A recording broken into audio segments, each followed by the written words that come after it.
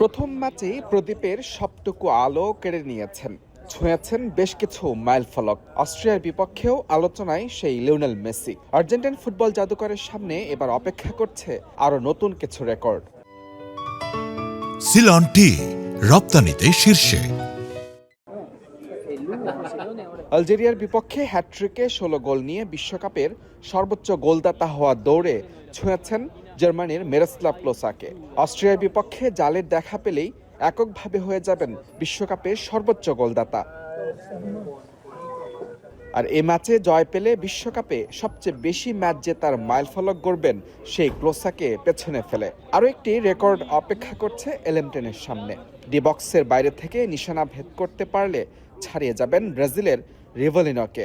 বিশ্বকাপে ডি বক্সের বাইরে থেকে ৬ গোল করে গড়বেন নতুন রেকর্ড। সব মিলিয়ে প্রতিপক্ষের সামনে আর্জেন্টিনা মানেই যেন লিওনেল মেসি।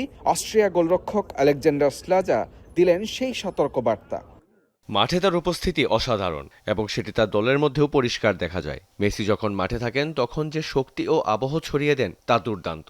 এ কারণেই আমি ম্যাচটি খেলার জন্য অধীর আগ্রহে অপেক্ষা করছি। তাকে রুখে দেওয়ার জন্য আমরা আমাদের সাধ্যমতো সবকিছু করার চেষ্টা করব। তবে আর্জেন্টিনার শিবিরে আছে ইনজুরি সমস্যা। চোটের কারণে খেলা হবে না ডিফেন্ডার গঞ্জালো মন্তিয়ালের। তার পরিবর্তে শুরুর একাদশে দেখা যাবে মলিনাকে। আর ইনজুরি কাটিয়ে একাদশে ফিরতে প্রস্তুত তাগলিয়াফিকো। সব মিলিয়ে অস্ট্রিয়ার বিপক্ষে একাদশে 4টি পরিবর্তন আনতে পারেন কোচ লিওনেল স্কালোনি।